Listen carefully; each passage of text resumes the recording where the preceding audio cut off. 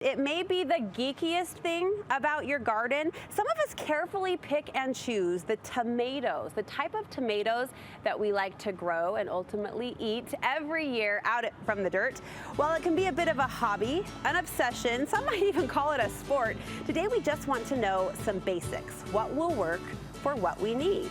Here to sort it out for us is horticulturist Sheriden Hansen with the Utah State Extension. See, there's the wind I was talking about. Right there. It's our plaza friend. It's great to see you. It's good to be here. You're our plaza friend as well. What do you think about Sheriden when you hear requests for the top tomatoes? Oh, it is so hard. People ask me, what's your favorite tomato? And I say, it's like asking me to tell you which of my kids is the most favorite. I'm the one with the unhealthy obsession about tomatoes. I think I have more photos of tomatoes than my kids. Really? So it's bad. Don't tell my kids. It's your garden poster child. It's your garden baby. Well, what are your standards when it comes to tomatoes and why? So I've got a few that I plant every single year. One of them is Better Boy. And I plant that one for my grandpa. So, you know, we have stories, we have things we think about with tomatoes, but that one comes from my grandpa. I always do a green zebra for my husband. That's his absolute favorite. And then I've always got a great sauce tomato, either a Castellotto Genovese or a Goldman's Italian America. Ooh. I'm an heirloom girl through and through, if I can get the words out. Okay. And how do you narrow down the choices? For some, it's memory and nostalgic. You talked about your grandpa's favorite tomato. So you kind of have to think about what you want out of the garden. So thinking about, do I want a sauce tomato? Do I want a slicer? Do I, want something for salads, or am I going to, bottle it? What am I after is one of those big things you've got to start thinking about. Yeah.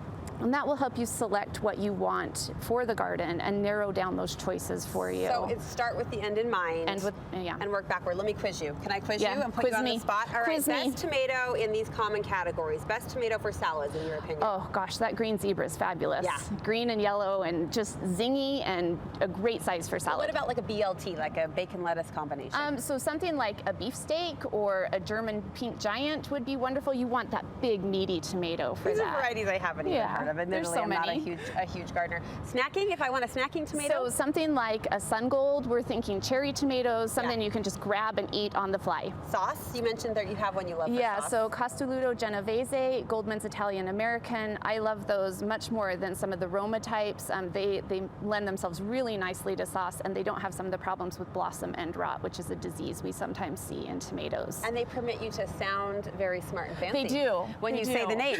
All right, canning, the best canning tomato. Canning, that Goldman's Italian works really well again, and then those standards like Better Boy or Big Boy, those lend themselves really well. Salsa?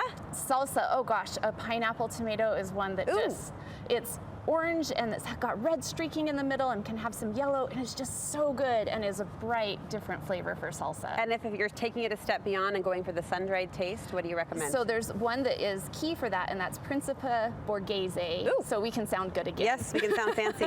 All right, let's talk about seeking out those varieties. Sometimes you go to the store and the one you want isn't available. Right, so that's where you've got to kind of think about, do I want hybrid or heirloom? Okay. Am I looking for something that is newer, something that's older, something that has the story to it? Am I looking for something to save space? Am I going to be looking for a tomato that can go in a container? Am I going to be looking for a vining tomato that continues to produce throughout the season because I have space to trellis or I have a larger garden? So thinking about those key things will help you kind of narrow down what they have available. Okay. And don't be afraid to try something new. To experiment. Yeah. If we opt for the hybrid, we're going for the hybrid. What are some good varieties in that category? There are so many good varieties. So, I mean, it used to be that the hybrids were just red.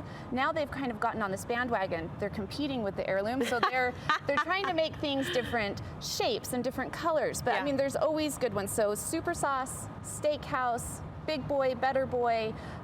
Better Boy kind of falls in both categories because it's an older tomato. So an heirloom is 50 years old or older and is open pollinated. Oh. After they've been around long enough, they become heirlooms. Oh, interesting. I'm cracking up. There's a rainbow race going on. Oh, yeah. Like, which can look the prettiest, totally, right? There's a total rainbow race. And then the newest thing is these micro tomatoes.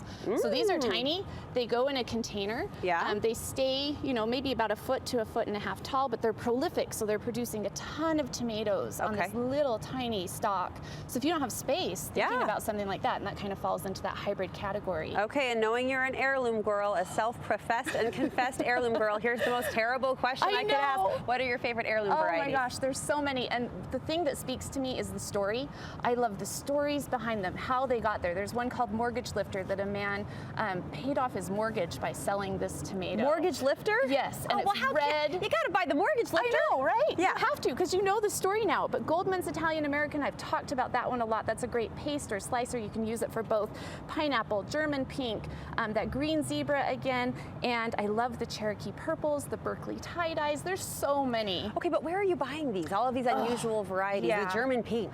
Some of them you can get at our local nurseries. So our nurseries will stock a selection of them. I mean, it's not the whole, I mean, you could spend a bazillion, years trying to get through all the tomatoes. And I'm trying. I try about 20 Really? new varieties a year. 20 a year? Yeah, 20 oh my a year. goodness. And I try to get through all of the tomatoes. It's my goal before I die to have tasted every tomato. I don't think I'll make That's it, but I'm going to try. amazing. But so they'll stock a selection of them, so you can go to some of the larger nurseries. They will have some.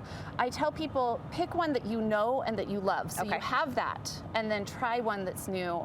And don't be afraid to try that new one. Do a little bit of research. Grab your phone while you're at the nursery. See if it's something you'll like. And your throw it in enthusiasm is so contagious, even to a non-gardener like me. And I have to admit, I love when you start to go into the backstory and when it becomes more than just a hobby or more than just a food. Right. And some of these ones with the stories, we're preserving these varieties that could go extinct. So try something new because you're saving that story and that tomato. Sheridan, thank you. What should viewers know about the gardening resources through the USU Extension? We have fantastic resources. You can visit us online at usubotanicalcenter.org. We have a great event coming up called Quilts and Quartets in our Arboretum. If you're a quilter, please get on our website and please join us for that event. We'd love to have you showcase your quilts and come and enjoy our trees at the same time. Nice. So, thank you so much. Your website is a good resource for that. it is a great resource. All of that. Thank you again. We appreciate it. Thank you.